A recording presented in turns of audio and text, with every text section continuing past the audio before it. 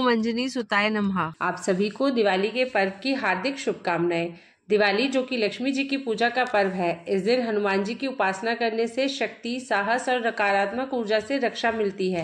दिवाली पर जागरण और हनुमान चालीसा का पाठ करने से घर में सकारात्मक ऊर्जा का संचार होता है और भगवान हनुमान जी की कृपा प्राप्त होती है। इसके माध्यम से आपकी मनोकामनाओं की पूर्ति होती है और आपको हर तरह के कष्टों से मुक्ति मिलती है। हनुमान चालीसा का नियमित पाठ किसी भी तरह की बाधाओं, भय, रोग और नकारात्मक ऊर्जा को समाप्त करता है। हनुमान जी को प्रसन्न करने का यह एक शक्तिशाली साधन है जो भक्त को मानसिक, शारीरिक और आध्यात्मिक बल प्रदान करता है। दिवाली पर इसका 108 बार या 21 बार पाठ करना अत्यंत शुभ माना जाता है। दिवाली की शाम को स्नान करके स्वच्छ कपड़े पहने और पूजा स्थल पर हनुमान जी की प्रतिमा या तस्वीर रखें। हनुमान जी के समक्ष दीपक जलाकर मन में एक संकल्प लें कि आप इस दिन हनुमान चालीसा के पाठ के माध्यम से उनकी कृपा प्राप्त कर लेंगे और अपनी मनोकामनाएं पूर्ण करेंगे। अपनी मनोकामनाओं को ध्यान में रखते हुए उनसे प्रार्थना करें। पूजा का स्थान स्वच्छ और शांत होना चाहिए। वहां हनुमान जी का एक चित्र, दीपक, अगरबत्ती और पुष्प रखें। सबसे पहले हनुमान जी के समक्ष दीपक जलाएं। दीपक चमेली के तेल का या तिल्ली के तेल का जला सकते हैं। इस दीपक को आप पूरी रात जलते हुए रहने दें। अब हनुमान चालीसा का पाठ करते हुए अपनी मनोकामना का ध्यान करें। आप यह पाठ 11 बार, 21 बार या 108 बार कर सकते हैं।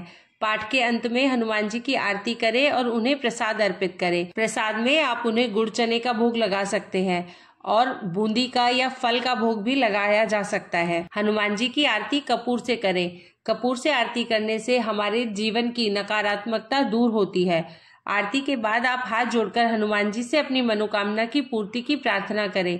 जागरण में संपूर्ण पवित्रता का ध्यान रखें। हर वर्ष इस विधि को करने से हनुमान जी का विशेष आशीर्वाद प्राप्त होता है। वैसे तो आप किसी भी मंगलवार या शनिवार के दिन हनुमान जी की यह विशेष उपासना कर सकते हैं, लेकिन किसी विशेष अवसर पर या शुभ अवसर पर जब आप हनुमान जी की इस तरह से उपासना करते हैं तो यह उपासना हमें कई गुना फल प्रदान करती है और आपकी मनोकामना भी जल्द से जल्द पूरी होती है। इस दौरान आप मांसाहार, मदिरा पान से दूर रहें। हनुमान जी के जागरण और हनुमान चालीसा पाठ के लिए सही मुद्रा और स्थिति बहुत महत्वपूर्ण होती है। यह आवश्यक है कि आप पूजा के दौरान स्थिर और शांत बैठे रहें। कुश या सूती कपड़े का आसन उपयोग करें क्योंकि यह सकारात्मक ऊर्जा बनाए रखने में सहायक होते हैं। आप पद्मासन, कमलासन या सुखासन में बैठे। यदि संभव ना हो तो सहजता से बैठे, लेकिन इस दौरान शरीर का सीधा रहना आवश्यक है। हनुमान चालीसा का पाठ करते समय अपना पूरा ध्यान हनुमान जी पर केंद्रित करें। इससे मन भटकने से बचता है और पाठ में एकाग्रता बढ़ती है। दिवाली की रात शुभ मुहूर्त में आप पाठ का प्रारंभ करें। अधिकतर लोग लक्ष्मी पूजन के बाद पाठ शुरू करते हैं। इसके लिए रात्रि के समय को उत्तम माना गया है क्योंकि यह समय शांत होता है और ध्यान में अधिक मन लगता है। हनुमान चालीसा का पाठ करते समय कुछ नियमों का पालन आवश्यक है ताकि आपकी श्रद्धा और भक्ति की शक्ति अधिकतम रूप में प्रभावी हो सके। हनुमान जी के सामने बैठने से पहले अच्छी तरह स्नान करके शुद्ध कपड़े पहने। पूजा के समय स्वच्छता का विशेष ध्यान रखें। पाठ के दौरान किसी भी प्रकार का शोर ना हो, इसलिए एकांत स्थान का चयन करें। हनुमान चालीसा का पाठ करते समय हनुमान जी के प्रति दृढ़ श्रद्धा और विश्वास रखें। आपकी भक्ति और सच्चाई हनुमान जी तक आपकी बात पहुंचाती है और आपकी मनोकामना को पूर्ण करने में सहायक होती है। हनुमान जी का ध्यान कर आप अपनी सारी चिंताएं, परेशानी और मनोकामना उनके चरणों में अर्पित कर दें। इससे आपकी मानसिक स्थिरता बढ़ेगी और आपके प्रयासों में सकारात्मकता आएगी। हनुमान चालीसा का पाठ करते समय, पूजा करते समय कुछ विशेष सामग्री का उपयोग शुभ माना जाता है।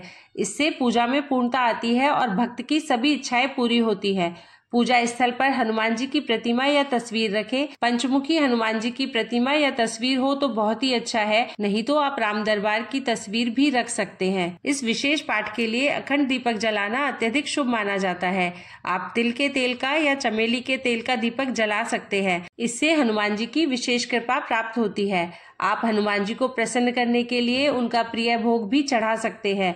उनका प्रिय भोग गुड़ चने का प्रसाद है।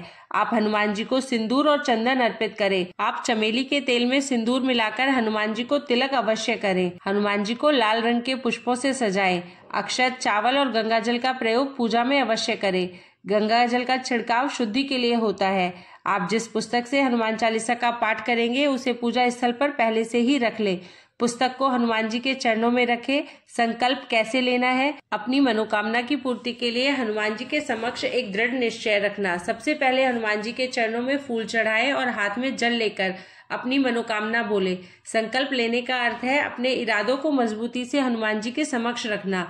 जैसे आप किस समस्या से मुक्ति चाहते हैं, किस प्रकार की मनोकामना को पूरा करना चाहते हैं, इसे सोचकर या बोलकर संकल्प ले। संकल्प में यह भी कहें कि आप पूरी निष्ठा के साथ इस पूजा को करेंगे और अपने इरादों से पीछे नहीं हटेंगे। संकल्प लेने के बाद आप सर्वप्रथम राम नाम की एक माला करेंगे या राम स्तुति का पाठ करेंगे। फिर आप हनुमान चालीसा का पाठ प्रारंभ करेंगे। हनुमान चालीसा का पाठ करते समय हनुमान जी का ध्यान अत्यधिक महत्वपूर्ण होता है। सही तरीके से ध्यान करने से आपकी ऊर्जा केंद्रित होती है और आपके मन में सकारात्मकता का संचार होता है।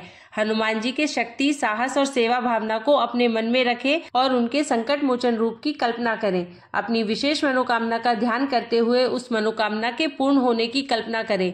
ध्यान के दौरान किसी भी प्रकार की शंका और नकारात्मकता को अपने मन में ना आने दें। पूरी चालीसा के दौरान दीपक जलता रहे, क्योंकि यह हनुमान जी की कृपा और आशीर्वाद का प्रतीक होता है। हर साल दिवाली पर इस चालीसा के पाठ को करने का नियम बनाएं। यह एक विशेष साधना का रूप है जो जीवन में सकारात्मक बदलाव लाता है। मनोकामना की पूर्ति में समय लग सकता है, इसलिए धैर्य और संयम बनाए रखें। हनुमान जी पर पूर्ण विश्वास रखें। निश्चित ही आपकी प्रार्थनाओं का वह उत्तर जरूर देंगे। हनुमान चालीसा के पाठ पूर्ण करने के बाद आप आरती करें और उसके बाद प्रसाद को परिवार के सभी सदस्यों के बीच में बांट दें, जिससे हनुमान जी की कृपा आपके पूरे परिवार पर बनी रहेगी। अगर आपको वीडियो पसंद आई हो तो वीडियो को लाइक करें और श्री राम के भक्त कमेंट बॉक्स में जय श्री राम, जय बजरंगबली जरूर लिखें।